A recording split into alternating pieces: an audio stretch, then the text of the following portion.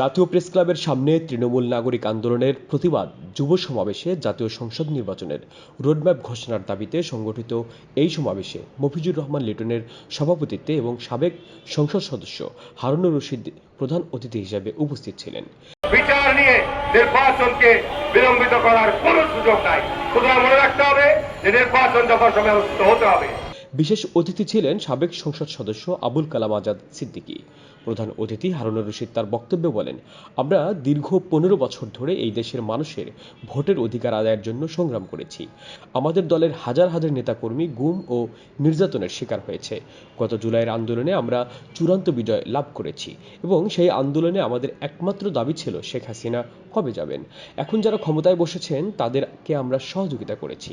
আমরা দুর্ভাগ্যবশত দেখছি চক্রান্ত এবং ষড়যন্ত্রের মাধ্যমে পরিস্থিতি জটিল হচ্ছে। নির্বাচনী পরিকল্পনার কোনো স্পষ্ট দিক নির্দেশনা নেই। তিনি আরো বলেন, আমরা আর সংগ্রাম করতে চাই না, আমরা আমাদের দেশকে এগিয়ে নিতে চাই। এই সমাবেশের মাধ্যমে নির্বাচনের রোডম্যাপ ঘোষণার জন্য সরকারের প্রতি দাবি জানানো হয়। এবং আমরা গত জুলাই আগস্ট মাসে চূড়ান্ত আন্দোলনের মধ্য দিয়ে বিজয় অর্জন করেছি। এই বিজয়ের লক্ষ্য উদ্দেশ্যই ছিল এই মুহূর্তে দরকার শেখ হাসিনার বিদায়।